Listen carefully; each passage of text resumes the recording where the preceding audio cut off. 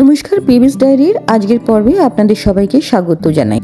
ধর্ম আলাদা হতে পারে, কিন্তু নৈহাটির বড়মা সবার। কালী পুজোর দিন ঘনিয়ে আসছে, আর সেই সঙ্গে মায়ের প্রতিমা ধীরে ধীরে রূপ নিচ্ছে। প্রতি বছর মায়ের এই মূল প্রতিমার উচ্চতা প্রায় 14 হাত, মানে প্রায় 22 ফুট হয়। মায়ের গায়ে ঝলমল করে সোনা আর রূপোর অলংকার, আর মন্দিরের পাশেই এই বিশাল প্রতিমা দেখলেই বোঝা যায় স্থানটি কতটা পবিত্র।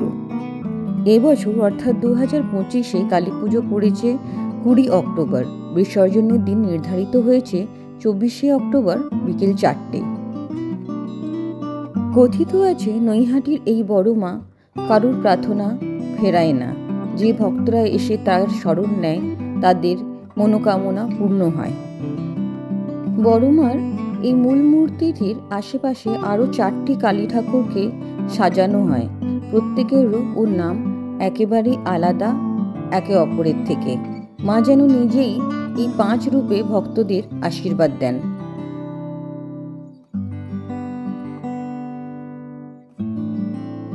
নৈহাটি স্টেশন থেকে মায়ের মন্দিরের দিকে ঢুকতেই প্রথমে আমরা দেখলাম যে মূর্তিটি তৈরি হচ্ছে সেটা বেচাকালী। এখনো মায়ের মূর্তিটি সম্পূর্ণ রূপ নেয়নি, কিন্তু যে মুহূর্তেই মায়ের মুখের দিকে তাকালাম মনে হলো গোটা পৃথিবীটা থমকে গেছে।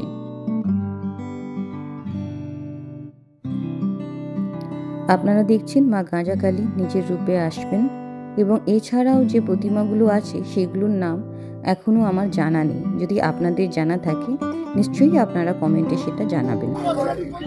25শে অক্টোবর পর্যন্ত বড়মা মন্দিরে বা পুজো মণ্ডপে কোনো রকম ফুল মালা দ্বারা পুজো দেওয়া হবে না। এই কয়েকটি দিন আপনারা ফুল মালা দিয়ে কেউ পুজো দেবেন না। সোমবার ভোরবেলা থেকে সন্ধে 6টা পর্যন্ত বড়মার কাছে আপনারা আপনাদের মনোবাসনা নিয়ে দণ্ডি টানতে পারবেন। নৈহাটি বড়মার মন্দিরের আশেপাশে এবং বড়মার মণ্ডপের আশেপাশে কেউ ধূপ কিংবা মোমবাতি জ্বালাবেন না। এতে যে কোনো মুহূর্তে একটি বড় রকমের অগ্নিকাণ্ড ঘটতে পারে, তাতে বিপদ হতে পারে আপনাদের প্রত্যেকের। মায়ের কাছে প্রার্থনা করি আপনারা সবাই সুস্থ থাকুন, ভালো থাকুন। ভিডিওটা ভালো লাগলে লাইক করবেন, শেয়ার করবেন, আর এইভাবেই পাশে থাকবেন। ধন্যবাদ।